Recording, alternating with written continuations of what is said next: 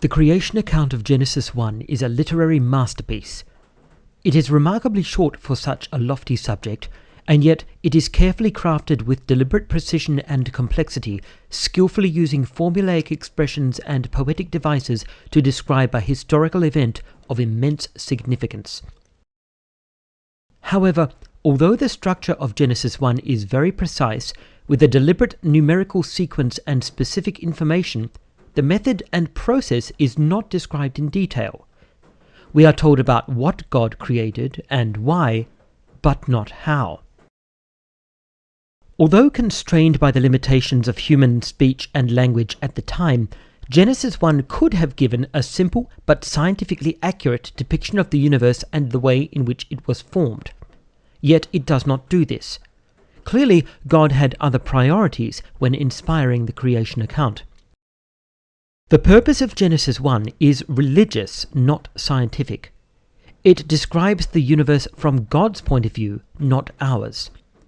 Scripture tells us God views the universe as His dwelling place, His holy temple, Psalm 11:4, heavenly temple, Psalm 18:6, and sanctuary, Psalm 102:19. He declares He has no need of a house built by human hands, since the entire cosmos is His temple, Isaiah 66:1.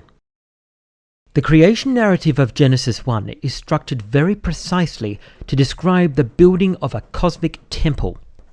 The purpose of the narrative is to describe God as the creator and ruler of the universe, and humanity as His servants made to serve as His priests in His temple. Although the depiction of creation in Genesis 1 is similar to the description of the tabernacle, the strongest parallels are to be found with Solomon's temple. The structure of Genesis 1 matches the form of the temple. The division between heavens and earth mirrors the temple's division of the most holy place, the heavens where God dwells, and the holy place, the earth, where God's priests serve. The order of creative events in Genesis 1 likewise matches the key features of the temple. Light is created in Genesis 1:3, matching the gold lampstands of 1 Kings 7:49, which give light to the holy place. Light and dark are separated in Genesis 1:4, matching the doors of olive wood which separated the well-lit holy place from the temple's most holy place, which remained in darkness. The firmament is created in Genesis 1:6. The word for firmament here is not the normal word for the heavens, occurs only in 7 other passages of the Bible, and describes a solid object. Reference to a solid object in the sky above the earth seems both unusual and unsuitable until we realize that it is describing the temple's ceiling, as in 1 Kings 6:9. The waters are gathered together in Genesis 1:9 and called the sea, matching the waters gathered in the temple's large bronze basin, which is called the sea in 1 Kings 7:23. Trees bearing fruit are created in Genesis 1:11-12, matching the palm trees and flowers in bloom which 1 Kings 6:29 describes as being carved into the inner walls of the temple. Lights in the firmament are created in Genesis 1:14-18, providing natural light at different times and seasons, matching the windows high up near the temple's ceiling which had the same function as described in 1 Kings 6:4. Animals are created in Genesis 1:20-25, matching the living beings, or cherubs, on the inner walls of the temple as described in 1 Kings 6:29. Finally, humans are created in God's image in Genesis 1:26-30, matching the priests who serve in the temple's holy place, as described in 1 Kings 8.